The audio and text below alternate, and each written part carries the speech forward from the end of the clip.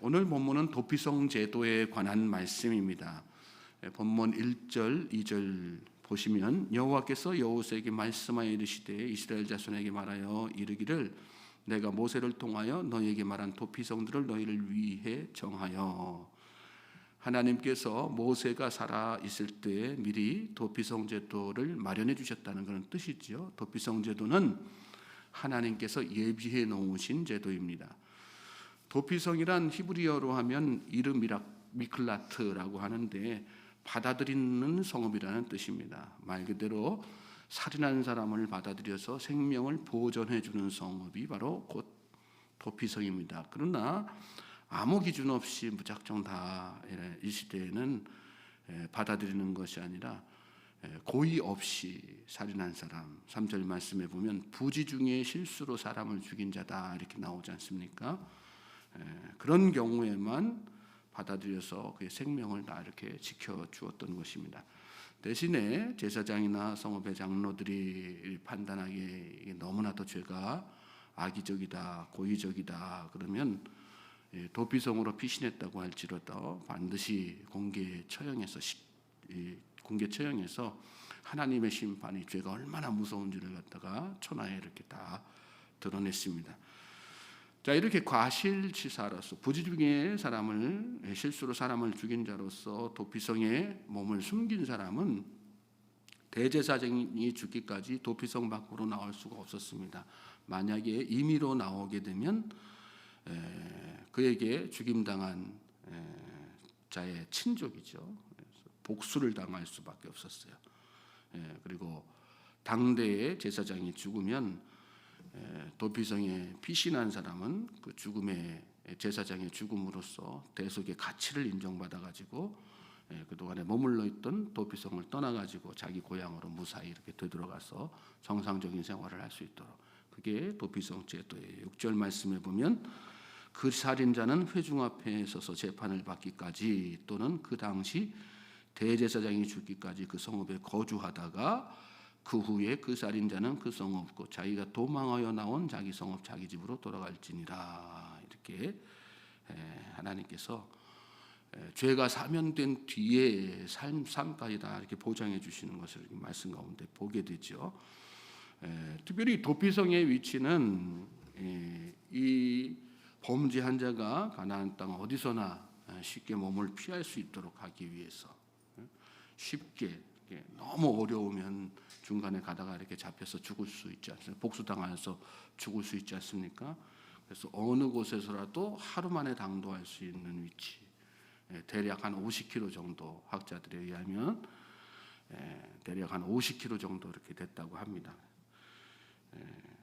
그렇게 해서 이렇게 도피성을 다 마련한 것입니다. 그리고 오늘 본문 말씀 가운데서는 특별히 6성읍을 그렇게 해서 거론하고 있는데 그 6성읍들이 가나안 어느 위치에 있든지 50km 내외 열심히 부지런히 막 이렇게 도망하면 다 당도할 수 있는 그런 거리에 속한 성읍들입니다. 7절 8절 말씀 보시면 이에 그들이 납달리의 산지 갈릴리 게데스와 에브라임 산지의 세겜과 유다 산지의 기럇 아르바 곧 헤브론과 여리고 동쪽 요단 저쪽 루벤 지파 중에서 평지 광야의 베셀과 갓 지파 중에서 길르앗 라목과 므낫세 지파 중에서 바산 골란을 구별하였으니 이렇게 말씀했어요.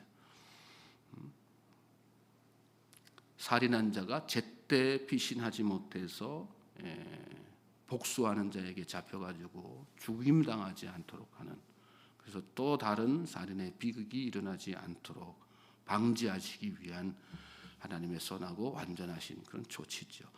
자, 그러면 이런 도피성 제도를 통해서 우리가 특별히 깨닫는 거 무엇이 있을까요? 먼저 하나님은 한 생명을 너무나도 소중히 여기신다는 거예요. 믿습니까?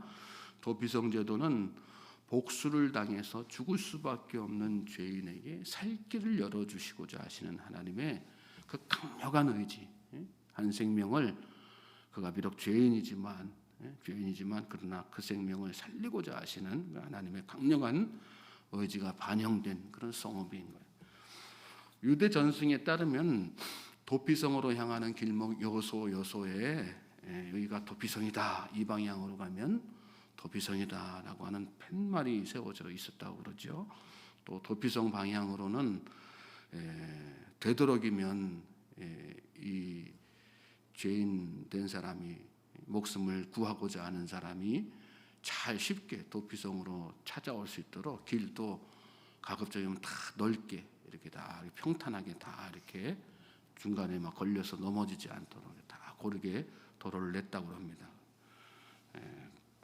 그리고 다 이렇게 지금 오늘 말씀에 나온 것처럼 요단 동편, 서편 이렇게 해서 각각 3군데씩 6군데 이렇게 성읍이 이렇게 마련되지 않습니까? 거리가 다 균형을 이룰 정도로 동일한, 그래서 누구라도 쉽게 다 거기 찾아올 수 있도록 하나님의 세심한 배려가 다 그 안에 다 있었던 거죠. 무엇 때문에? 한 생명을 너무나도 소중하게 여기시기 때문에. 처럼 그가 비록 죄인일지라도 어떻게든지 살 길을 열어주시는 분이 바로 하나님이신 거. 여러분, 이것이 얼마나 우리에게 감사한 일인지 모릅니다. 우리를 향하신 하나님의 마음도 그 마음 아니겠어요? 그리고 세상을 향한 하나님의 마음이 바로 그 마음이죠. 그리고 그 하나님의 은혜로 말미암아 우리가 지금 비록 우리도 다 죄인이지만 이렇게 하나님 앞에 나와서 예배하는 예배자가 된 것이고 구원받은 구원의 백성이 되고 하나님의 자녀가 될 수 없는 자들인데 다 하나님의 자녀로 살 수 있는 것입니다. 우리가 다 완전해서 그렇습니까? 죄가 없어서 그렇습니까? 아니죠. 한 생명을 살리고자 하시는 그 하나님의 놀랍고 강력하시는 의지 때문에 우리가 이렇게 다 하나님의 백성이 되어서 살고 있는 것입니다. 믿습니까? 그러므로 우리에게 하나님의 이 마음을 갖고 사는 거 정말 중요해요. 죽어 마땅한 사람은 있을 수 있어요. 그러나 죽어도 되는 사람은 없는 거예요.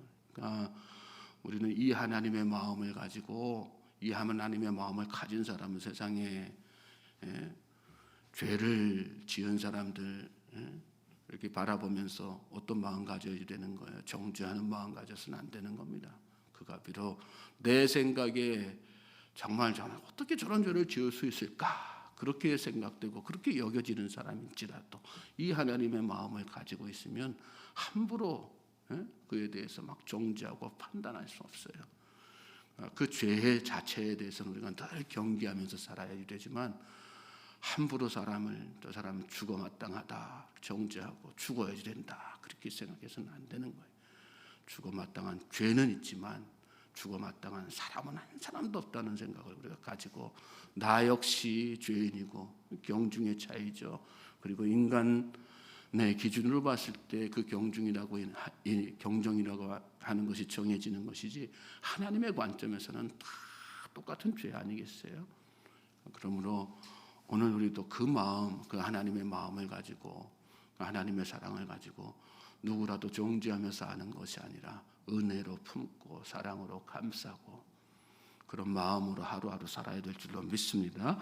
두 번째로는 죄는 반드시 고해져야, 고백되어져야, 자복되어져야 살 길이 열린다는 것입니다. 4절 올라가서 보시면 이 성읍들 중에 하나에 도피하는 자는 그 성읍에 들어가는 문 어귀에 서서 그 성읍의 장로들의 귀에 자기의 사건을 말할 것이요 그랬어요. 그러니까 이 사람들이 성읍에 들어갔다고 해서 무조건 다 사는 게 아니었어요. 어떻게 해요? 들어가면 반드시 문 어귀 그 입구에 서서 바로 뭐예요? 그 성읍의 장로들의 귀에다 대고 자기의 사건을 다 말하는 거예요. 내가 이런 상황에서 내가 지금 이렇게 죽게 되었습니다. 무슨 얘기예요? 자기의 실수, 자기의 잘못에 대해서 다 철저하게 다 이 제사장 앞에서 다 이야기하라는 얘기죠. 토설하라는 얘기죠. 통회하지 않으면 절대로 용서받을 수 없는 거예요. 믿습니까? 저는 저와 여러분들이 오늘 이 새벽에 우리 마음속에 있는 죄를 이렇게, 제사장은 누구의 예수 그리스도 아니겠어요? 예수님 앞에 다 하나도 남김없이 고백하고 토설하는 그런 가운데 하나님의 구원의 은총을 덧입게 되는 우리 모든 주의 백성들 될 수 있기를 주님의 이름으로 소망하고 축복합니다. 고백하지 아니하면 안 되는 거예요. 마음속에 그냥 가만히 품고 있는 것이 아니라 우리가 입술로 고백하고 마음으로 고백하고 진심을 다해서 고백하고 통회하고 자복하는 거 아니에요. 그게 회개 아니겠습니까? 그게 먼저 선행이 되어져야 우리의 죄가 다 용서받을 수 있다는 생각을 가지고 철저하게 하나도 남김없이 다 토설하는, 그냥 잊었으니까 다 지나간 일이니까 이렇게 지나쳐버리고 마는 것이 아니라 지나친 과거의 죄라도 하나님 앞에 그것이 토설되지 않고 회개되지 않았다고 한다면 다 꺼내놓고 하나님 앞에 토설하고 다 회개하고 자복하고. 세 번째로는 오직 예수 밖에는 구원받을 길이 없다는 것입니다. 이 사람들은, 이렇게 죄를 저지른 사람들은 다른 방법으로는 살 수 없었어요. 도피성에 가야만 살 수 있었습니다. 도피성은 누구세요? 예수님이세요. 하나님이 이렇게 마련해 주신 도피성 제도를 통해서 오늘 우리에게 하나님께서 드러내시고자 하시는 분이 누구예요? 바로 예수 그리스도입니다. 도피성에 가야만 살 수 있는 것처럼 우리가 살 수 있는 방법은 오직 예수 그리스도밖에 없음을 깨닫게 하시기 위해서. 이 도피성은 이렇게 좋은 제도이지만 불완전한 부분들이 있었죠. 그럼에도 불구하고 불완전한 부분들이 있었어요. 50km 달려가야지 되는 거예요. 달려가야지 되는 거예요. 제한된 장소에만 다 이렇게 있는 거예요. 6군데라고 하는 제한된 장소에만 있어요. 그런데 예수를 믿는 우리에게는 제한된 것이 아무것도 없습니다. 그래서 예수님은 완전한 도피성이신 거예요. 언제 어느 곳에 어느 순간에서라도 하나님 앞에 자복하고 이 예수님의 십자가 보혈의 공로를 의지해서 우리의 죄를 다 토설하면 그 순간 바로 죄사함 받고 용서함 받고 구원 배송되는 것이 예수 그리스도를 통한 구원의 은총인 것입니다. 그러므로 예수 그리스도밖에 없다는 생각을 가지고, 그리고 그 예수 그리스도를 통해서 완전한 도피성 제도를 우리 가운데 실현해 주신 그 하나님의 은혜에 감사하면서 더욱더 예수 그리스도의 십자가 보혈의 공로를 의지하면서 나아가는 저와 여러분 될 수 있길 바랍니다.